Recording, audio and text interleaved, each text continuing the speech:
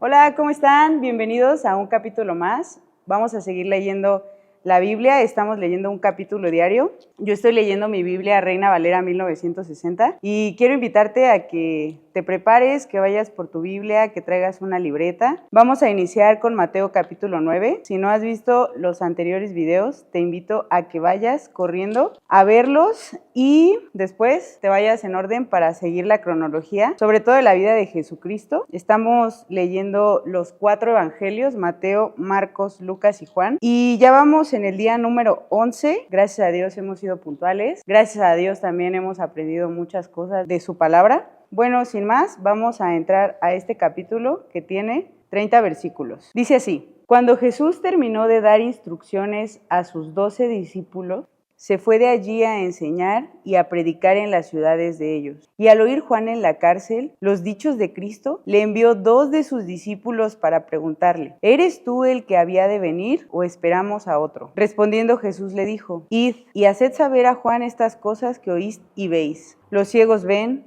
los cojos andan, los leprosos son limpiados, los sordos oyen, los muertos son resucitados, y a los pobres les es anunciado el evangelio. Y bienaventurado es el que no hallare tropiezo en mí. Recordemos en capítulos pasados que Juan el Bautista fue encarcelado. Después vamos a ver un poquito más su historia en los siguientes evangelios, pero aquí hasta el momento lo que Mateo nos da de información es que él estaba en la cárcel. Pero aquí podemos ver una preocupación de Juan en saber si realmente el Señor Jesucristo era el Mesías, y por eso manda a sus discípulos a preguntarle a Jesús acerca de que si él era el que habría de venir o esperaban a otra persona. Pero Jesús, al ver la preocupación de Juan, al ver cómo Juan se encontraba en la cárcel, tal vez con dudas, tal vez con una crisis de fe, bueno, él tiernamente le responde todos los milagros que ha hecho en la vida de otras personas, cómo ha sanado a los que no ven, a los que no pueden andar, a los leprosos, resucitado muertos. Y sobre todo, el versículo 6 es en lo personal el que más me impacta, porque el Señor Jesucristo hace una declaración que dice: bienaventurado es, o sea, doblemente feliz es la persona que no halle tropiezo en él. O sea que nosotros podemos estar 100% seguros de que él no tropezó en su vida, y podemos sentirnos felices por eso, porque él tuvo victoria. Y sobre todo podemos apropiarnos esto. Si llegan crisis de fe a nuestra vida, a veces nos podemos preguntar: ¿es realmente Jesús el que vino? ¿Es realmente Jesús el que murió? Y Jesús nos dice: sí, vean todos los milagros que hice. Incluso podemos recordar los milagros que Él ha hecho en nuestra vida y podemos así alentarnos y sacarnos de dudas. Y después, aquí Jesús va a hacer una reprensión hacia las personas que salían a ver a Juan. Dice el versículo 7: Mientras ellos se iban, comenzó Jesús a decir de Juan a la gente: ¿Qué salisteis a ver al desierto? ¿Una caña sacudida por el viento? ¿O qué salisteis a ver? ¿A un hombre cubierto de vestiduras delicadas? Porque acordémonos también en capítulos pasados que al momento en el que Jesús se bautiza, nos dice la Biblia que hay un momento en el que Juan el Bautista, antes de que Jesús se bautizara, preparó el camino para que el Señor viniera. Entonces la gente salió a verlo, pero salía a verlo con malas motivaciones. Aquí el Señor Jesucristo está exhibiendo las motivaciones de las personas que salían a ver las predicaciones de Juan. Juan predicaba acerca del arrepentimiento de pecados y acerca del bautismo. Aquí Jesús les hace ver a las personas cuáles son las motivaciones por las cuales veían a Juan, tal vez por curiosidad o tal vez por alguna otra cosa, porque dice: he aquí los que llevan vestiduras delicadas, en las casas de los reyes están. ¿Pero qué salisteis a ver? ¿A un profeta? Jesús les está preguntando: ¿cuál es tu motivación de ir a escucharlo, de ir a verlo? Y Jesús hace una aseveración muy grande, porque aquí está hablando de una profecía. Dice: y sí, os digo, y más que profeta, porque este es de quien está escrito: he aquí yo envío mi mensajero delante de tu faz, el cual preparará tu camino delante de ti. Este era el propósito en la vida de Juan. Y después Jesús pone en alta estima el lugar que Juan tiene en la historia y el lugar que Juan tiene en la vida de Jesús, con un propósito: el preparar el camino del Señor. O sea, la labor de Juan era preparar los corazones de las personas para que cuando Cristo viniera lo pudieran recibir. O sea, que ellos empezaran a meditar y pensaran en el arrepentimiento de sus pecados y así poder ir preparando sus corazones, que es ese camino en el que el Señor Jesús iba a transformar sus vidas. Por eso, en los capítulos pasados y hasta ahorita, hemos hablado mucho de arrepentirnos de nuestros pecados, de ir preparando nuestro corazón para que Jesús pueda entrar a nuestra vida. Después, Jesús pone en alta estima el ministerio que Juan tuvo. Después dice el versículo 11, de cierto os digo, entre los que nacen de mujer no se ha levantado otro mayor que Juan el Bautista. Aquí es donde Jesús pone en alta estima a Juan, pero después viene algo muy interesante que dice, pero el más pequeño en el reino de los cielos, mayor es que él. Desde los días de Juan el Bautista hasta ahora, el reino de los cielos sufre violencia y los violentos lo arrebatan, porque todos los profetas y la ley profetizaron hasta Juan. Y si queréis recibirlo, él es aquel Elías que había de venir. El que tiene oídos para oír, oiga. Mas, ¿a qué compararé esta generación?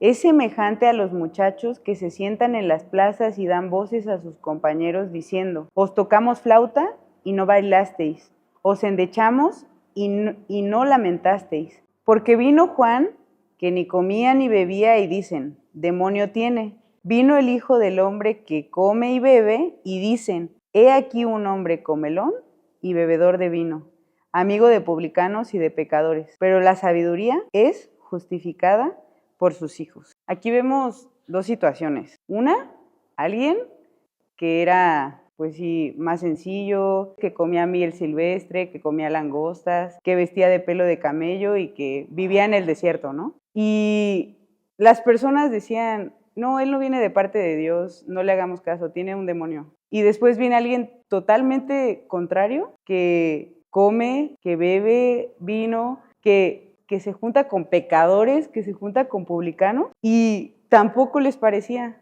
Entonces, pues ya ahí obviamente depende de con qué corazón es con el que buscaban a Dios, o con el que se acercaban a su palabra, si lo hacían solamente por apariencias, si lo hacían solo por ser vistos, o si realmente querían cambiar en su vida. Entonces, el versículo 20 dice, entonces comenzó a reconvenir a las ciudades en las cuales había hecho muchos milagros, porque no se habían arrepentido.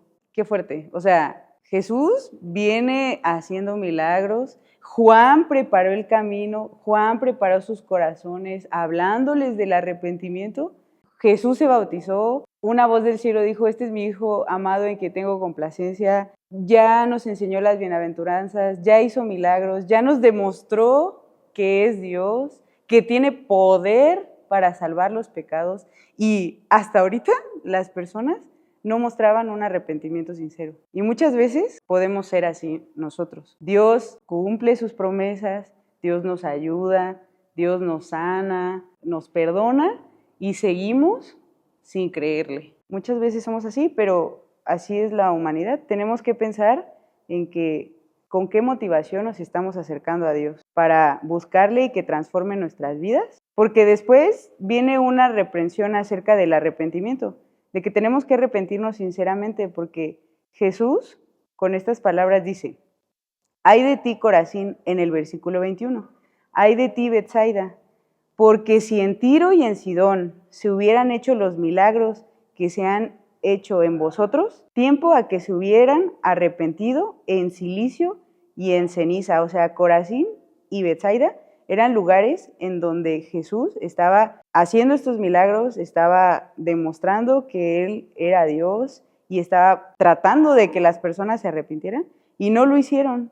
Pero en el pasado hubo también dos ciudades que eran malvadas, que eran Tiro y Sidón, que si Jesús hubiera estado ahí y hubiera hecho esos milagros, se hubieran arrepentido. Por eso hay mayor condenación para estas personas que viven, porque ellos sí vieron a Dios hacer estos milagros y aún así no le creyeron. Y por eso después dice, por tanto os digo que en el día del juicio será más tolerable el castigo para Tiro y para Sidón que para vosotras. O sea, aquí Jesús está diciéndoles que al no arrepentirse por lo que estaban viendo, ya sabían, o sea, ya habían visto los milagros y aún así no se arrepintieron, bueno, va a ser más tolerable ese castigo o ese juicio que Dios tiene para las ciudades malvadas que tampoco se arrepintieron que para ellos, que sí vieron a Dios. Y el 23 dice, y tú, Capernaum, que eres levantada hasta el cielo, hasta el Hades serás abatida. Porque si en Sodoma se hubieran hecho los milagros que han sido hechos en ti, habría permanecido hasta el día de hoy. Y Sodoma era una ciudad en donde había pecado, estaba llena de maldad, a tal grado que el Señor tuvo que destruirla, porque era un lugar ya muy malvado que no podía seguir existiendo para Dios. Pero si en esta ciudad tan malvada, que hacían cosas tan feas que Dios tuvo que destruir, hubieran visto los milagros de Jesús, Dios dice que se hubieran arrepentido. Pero en Capernaum, que entre comillas podemos imaginar que no es una ciudad tan malvada, no se arrepentían, viendo a Jesús, a Dios mismo, bueno, pues su castigo iba a ser más grande, porque ellos sí lo vieron, a ellos sí los sanó, a ellos sí les hizo milagros. Y después dice, por tanto, os digo que en el día del juicio será más tolerable el castigo para la tierra de Sodoma que para ti. Nosotros cuidemos nuestra vida, también porque ya vimos los milagros de Jesús cumpliéndose en nosotros. Ya vimos que Jesús nos perdonó, ya vimos su ministerio, ya vimos que Él es Hijo de Dios y que Él es Dios mismo. Y si no creemos, también va a aplicar este juicio. Si tú no crees en que Jesús murió por ti, en que vino a este mundo a morir por ti, también aplica el mismo juicio. Y ese juicio es la condenación eterna. El versículo 25 dice, en aquel tiempo respondió Jesús, dijo, te alabo Padre, Señor del cielo y de la tierra. Aquí Jesús está haciendo una oración a Dios. Porque escondiste estas cosas de los sabios y de los entendidos y las has revelado a los niños. Sí, Padre, porque así te agradó. Todas las cosas me fueron entregadas por mi Padre, y nadie conoce al Hijo sino el Padre, ni el Padre conoce a alguno sino el Hijo, y aquel a quien el Hijo lo quiera revelar. Y después vienen 3 versículos que en mi vida personal son un pilar para mi cristianismo y para mi vida. Porque dice, son palabras de Jesús. Venid a mí, todos los que estáis trabajados y cargados, y yo os haré descansar. Llevad mi yugo sobre vosotros y aprended de mí, que soy manso y humilde de corazón, y hallaréis descanso para vuestras almas, porque mi yugo es fácil y ligera mi carga. Creo que cada capítulo que hemos estudiado tiene una manera muy especial de terminar. Y este capítulo termina con una promesa muy grande, que el Señor Jesús y que Dios quieren hacer para tu vida. Si tú te sientes cargado, puede ser de pecados, puede ser malos hábitos, puede ser de vicios, puede ser de malas amistades, pero si tú te sientes cargado o preocupado y te sientes que has trabajado tanto y te sientes que todo eso que has trabajado no ha valido la pena porque no puedes cambiar, porque no puedes quitar tus hábitos, porque no puedes ser diferente, bueno, Jesús dice, venid a mí y yo os haré descansar. Jesús es el único que te puede dar la victoria sobre lo que sea que te esté cargando y que te esté haciendo trabajar. Y después de que nosotros reconocemos que estamos cansados, que estamos cargados, que estamos viviendo en pecado, no seamos como estas ciudades que no quisieron reconocer ni arrepentirse de sus pecados. En cambio, vayamos a Jesús, que Él es el que nos va a recibir, porque acuérdense que ya vimos que Él come con pecadores y con publicanos, y nosotros somos pecadores, entonces Él quiere comer con nosotros, Él quiere convivir con nosotros.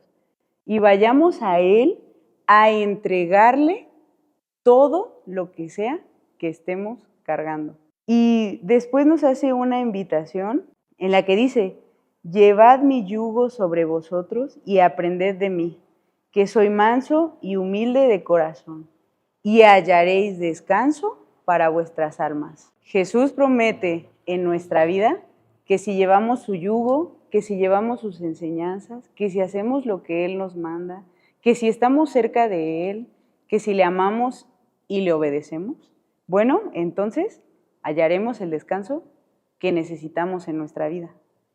Porque después dice que su yugo es fácil y ligera su carga. ¿Por qué? ¿Por qué dice esto? Porque Él va a llevar tu pecado, Él va a llevar tus luchas, tus vicios.